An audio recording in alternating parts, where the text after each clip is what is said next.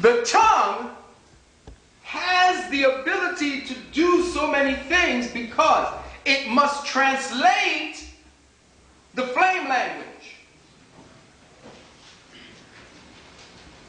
It is the representation of fire in water, because inside of the mouth is the water element, and it is the flame within the fire. And inside of the flame within the fire is the water. The flame inside of the waters is what creates. That's the mother principle and the father principle working together. So the fire languages, which came from the Medu Neter, and I know they'll tell me that's not historically fact. We're not looking for truth anymore. We're dealing with reality as it is pulsing. If there's someone else that's going to come along and completely decry it, historically, fine. We're dealing with the metaphysics. We're going beyond what they want us to put down as history.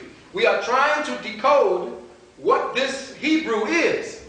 And everything shows that it has to do with fire. And fire is the end process of light. And it also gives off light by its very existence. So the flame gives light and comes from light.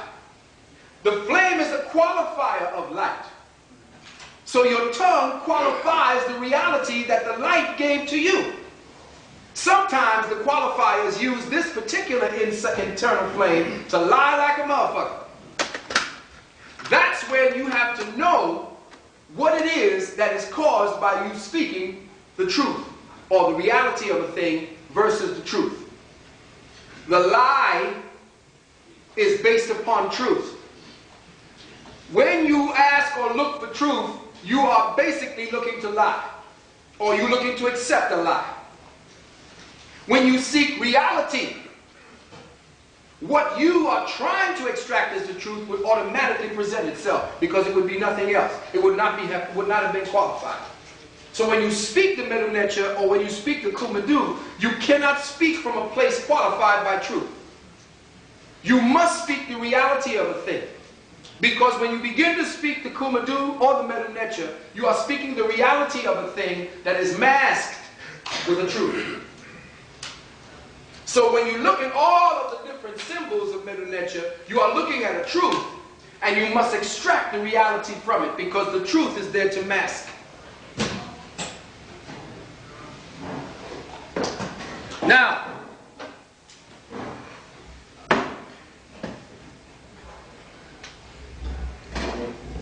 the Tetragrammaton suggests the existence of a process of creation within man, which becomes mythically represented as a family. The Yod, identified with Chokmah, is thought of as masculine and is the father. Now, when you look at Tetragrammaton, the first thing that you begin to think about is the number-letter equation. And in speaking and seeking information around the number-letter equation, we deal with Yod-He, Vav-He. The Yod identified with Chokmah. The first He is identified with Bina, and that is based on thought, which is feminine, and is the mother.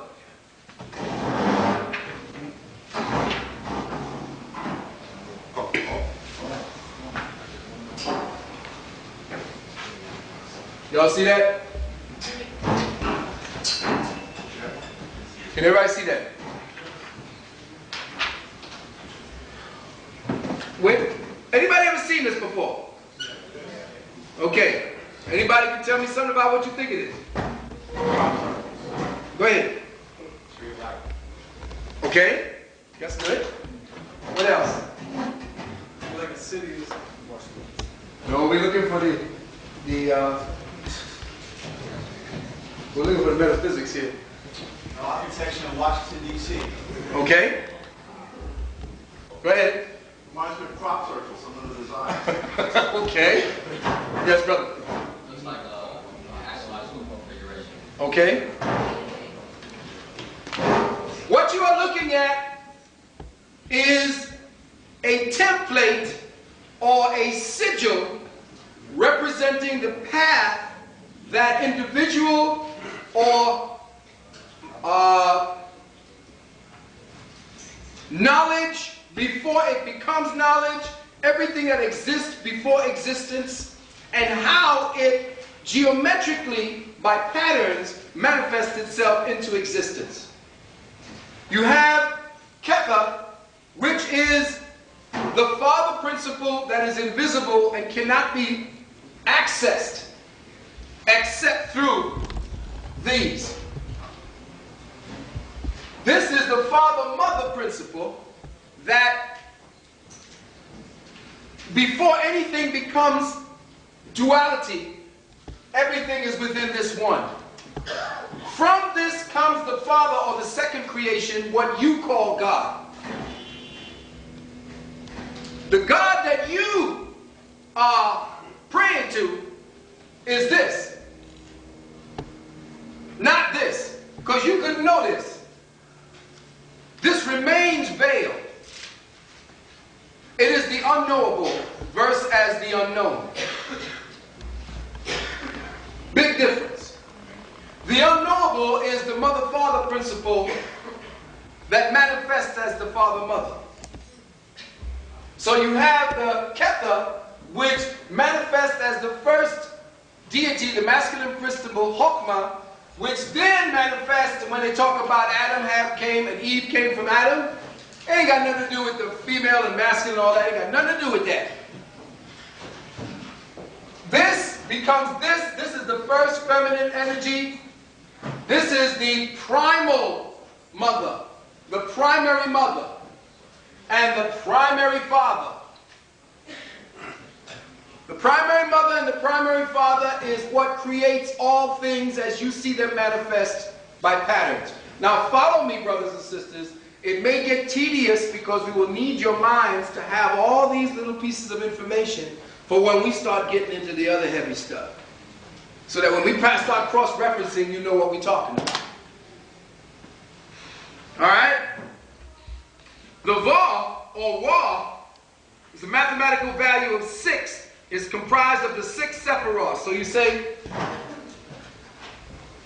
you have the Yod, and you have the He, and you have 1, 2, 3, 4, 5, 6.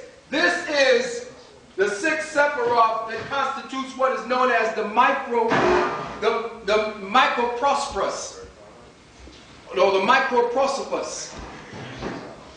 Just get familiar with the words. The microprosopus versus the macroprosopus. The final He, which is Yod He Bo He, is Malkuth. Malkuth is manifestation down on the planes of existence. That's where your world is. So if you notice, this in its entirety can never be known until it becomes this. It is within this that you study what it is that this is in the unknowable, and then begin to retrace your steps back. So we in the Malkuth. We are in the Malkuth section. Now, the final He is Malkuth. The microprosopus, or Vau's bride, Vau's bride. The last part He is Vau's bride, which is Makba, Nakba. Get the names. This bride, which emerges from him, or from the top one, that bride that emerges from him is the Eve that we're going to speak about, or the so-called inferior mother. The superior mother, Baina, or Bina, and the inferior mother, or the mother that you can actually touch, sense, and see as the feminine principle.